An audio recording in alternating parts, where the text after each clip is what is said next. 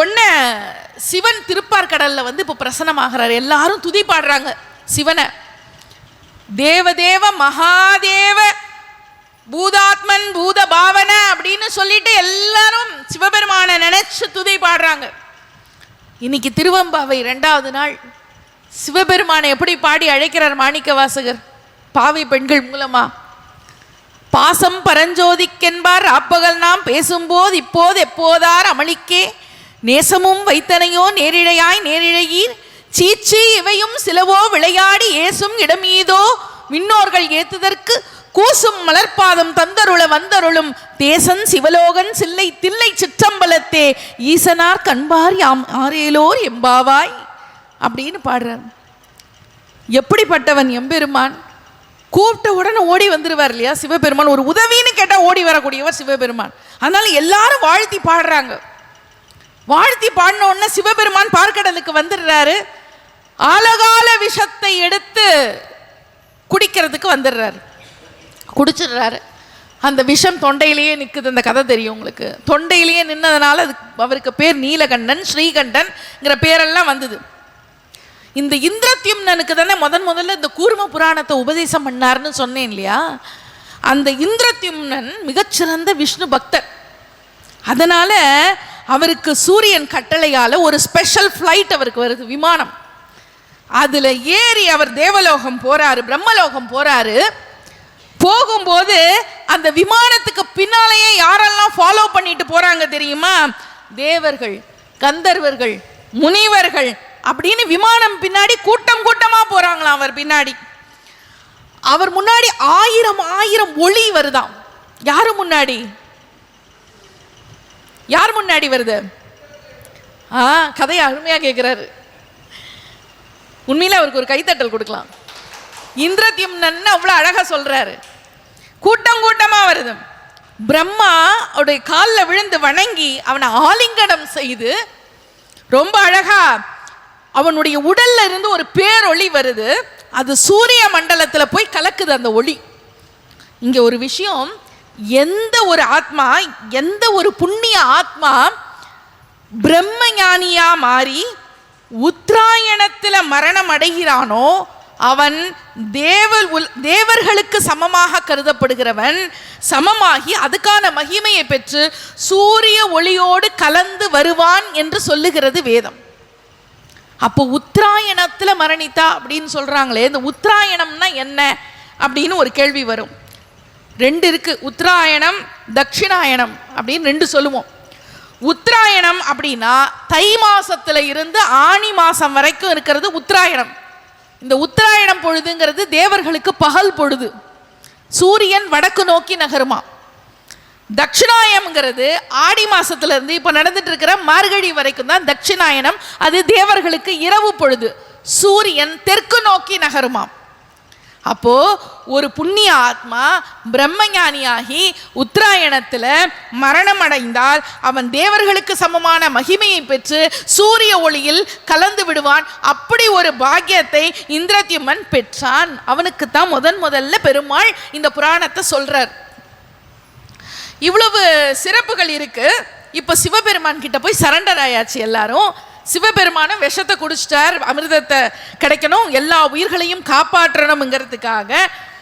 சிவன் நஞ்சு உண்டது என்ன நாளைக்கு தெரியுமா? சனிக்கிழமை சாயங்காலம் மாலை நேரம்.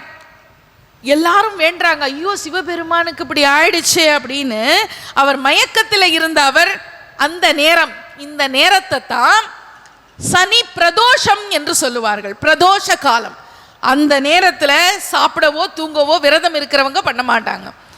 அதனால தான் அந்த பிரதோஷ காலம், அந்த நஞ்சுண்ட நேரத்தில், சிவன் நஞ்சுண்ட நேரத்தில் சிவனுக்கு நன்றி சொல்வதற்காகத்தான் அபிஷேகங்கள், ஆராதனைகள், பூஜைகள், நெய்வேத்தியங்கள், பிரதோஷ வழிபாடு இதெல்லாம் இன்னைக்கு பண்ணுறாங்க. அப்படின்னா இதுக்குள்ளே இப்படி ஒரு விஷயம் இருக்கு. இப்போ திரும்பி எல்லாரும் கடைய ஆரம்பிச்சாச்சு. சிவபெருமான் காப்பாத்திட்டார். திரும்பி எல்லாரும் கடைய போயாச்சு. பார்க்கடலை கடைய வந்தாச்சு. கடையும் நேரம். அசுரரும் தேவரும் வெகு காலம் கடையிறாங்க. இதை கடைஞ்சதுக்கு அப்புறம் என்ன கிடைக்குது அவங்களுக்கு அப்படின்னு சொன்னா, வெள்ளை வெளியேர்னு காமதேனு உள்ள இருந்து வருது. அந்த வெள்ளை வெள்ளைன்னு வர காமதேனுவை என்ன கொடுக்குறாங்கன்னா, யாகம் ஹோமம்லாம் பண்ணுறாங்க இல்லையா, அவங்களுக்கு மகரிஷிகளுக்கெல்லாம் தேவைப்படும்னு அர்ப்பணிப்பு பண்ணுறாங்க.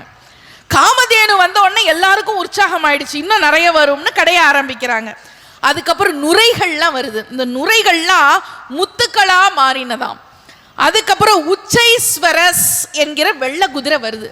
உச்சைஸ்வரஸ்ங்கிற இந்த வெள்ளை குதிரை மேலதான் பலி வேணும்னு ஆசைப்பட்டான் பலி அசுரன்.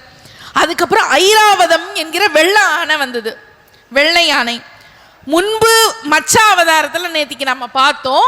அதுல வேதத்தை மீட்பதற்காக விஷ்ணுவுக்கு தேவேந்திரன் வெற்றி விழா கொண்டாடினா. அப்படி வெற்றி விழா கொண்டாடும் போது அந்த யானை மேலதான் ஏறி வந்தான். யானை என்ன பண்ணிது, துவம்சம் பண்ணிதான் மலர் மாலைய. அதனால துர்வாசர் என்ன பண்ணார், சாபம் கொடுத்தார். போ பூ உலகத்துல போ, காட்டு யானையா திரி அப்படின்னு ஒரு சாபம் கொடுத்தார். அந்த சாபம் நீங்க அது மதுரையில் ஆலவாயின்னு சொல்லக்கூடிய மதுரையில் போய் பொற்றாமரை குளத்தில் பூஜை பண்ணி பிள்ளையாருக்கும் சிவபெருமானுக்கு லிங்கம் வச்சு பிள்ளையார் சிலை வச்சு வழிபாடு பண்ணி இப்போ அந்த ஐராவதம் யானை தான் இப்போ இந்த திருப்பார்கடல்ல இருந்து வெளியில வர யானை. அப்போ அவ்வளவு சிறப்பு உண்டு. இப்போ மனசுங்கிறது இப்போ நிறைய வந்துட்டே இருக்கு. இப்படி ஒன்று ஒன்றா மனசுங்கிறது கடல் மாதிரி. அந்த கடலுக்குள்ள பகவான் இருக்கார். அதனாலதான் சமுத்திரத்துல இறைவன் இருக்கான். அதனாலதான் நினைத்தாலே நம்முடைய சிரமங்களை தீர்ப்பார்னு ஆழ்வார்கள்லாம் பாடுறாங்க. ஆழ்வார்கள் எல்லா பாட்டையுமே மங்களாசாசனம் பண்ணியிருக்காங்க. பாசுரங்கள் எல்லா பாசுரங்களையுமே. பொய்கை ஆழ்வார் ரொம்ப அழகா பாடுறார். வானமர் வேண்டி வரை நட்டு நீள் அரவை சுற்றி கடைந்தான் அப்படின்னு பாடுறாரு. அலைகடலை கடைந்த அமரர்க்கு அமுது அருளி செய்தவனே, அமுதத்தை கொடுத்தவன் இல்லையா விஷ்ணு அப்படின்னு சொல்லி அமுதத்தை கொடுத்தவன் தானே பெருமாள் அப்படின்னு ரொம்ப அழகா பொய்கை ஆழ்வார் சொல்றார். ஏன் நம்முடைய திருப்பாவையில ஆண்டாள் பாசுரத்துல கடைசி பாட்டு இந்த பார்க்கடல் கடையிற பாட்டு தான் கடைசி பாட்டு. என்ன பாட்டு?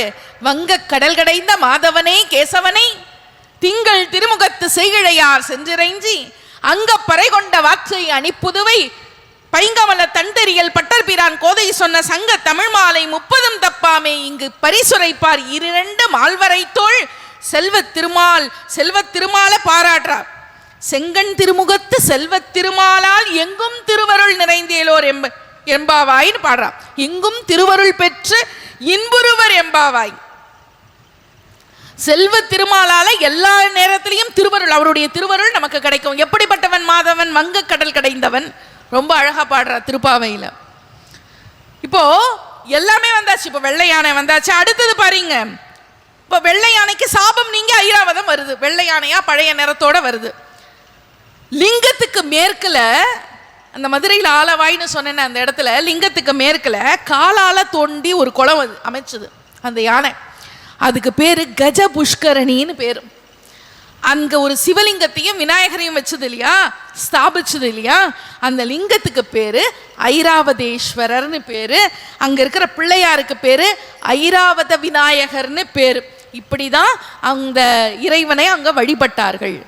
10 அவதாரத்தையும் தனித்தனியா சொல்லாம ஒரே பாட்டுல சொல்றார் பாருங்க பெரிய ஆழ்வார்.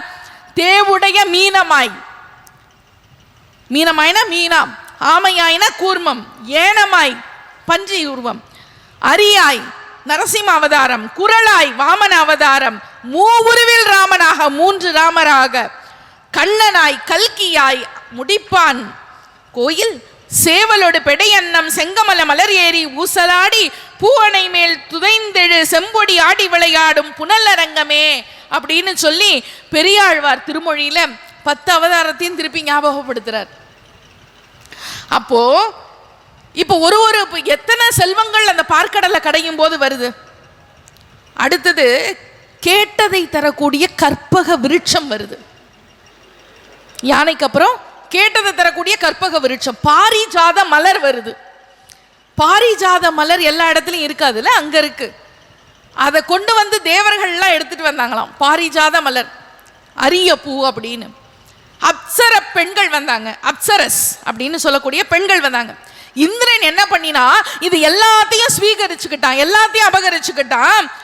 உடனே அடுத்ததா சந்திரன் தோன்றினான். சந்திரன் தோன்றின உடனே தேவர்கள்லாம் சொன்னாங்க, எம்பெருமான் ஆலகால விஷத்தை குடிச்சிருக்காரு இல்லையா, அதனால் அவருடைய மேனி சூடாக இருக்கும், அவரை தணிக்கிறதுக்கு இந்த சந்திரனை எடுத்து தலையில் சூட்டிக்கிட்டா சூடு தணியும்னு சொல்கிறாங்க. தேவர்கள்லாம் கேட்குறாங்க. உன்னை தேவர்கள்லாம் கேட்கவும் சிவபெருமான் என்ன பண்ணுறாரு, அந்த சந்திரனை எடுத்து தலையில் சூடிக்கிறாரு. அதில் இருந்து அவருடைய தேகம் குளிர்ந்தது, அவரும் சந்திரசேகர ஆனார். சிவபெருமானுக்கு சந்திரசேகரங்கிற பட்டம் இப்படி தான் வந்தது.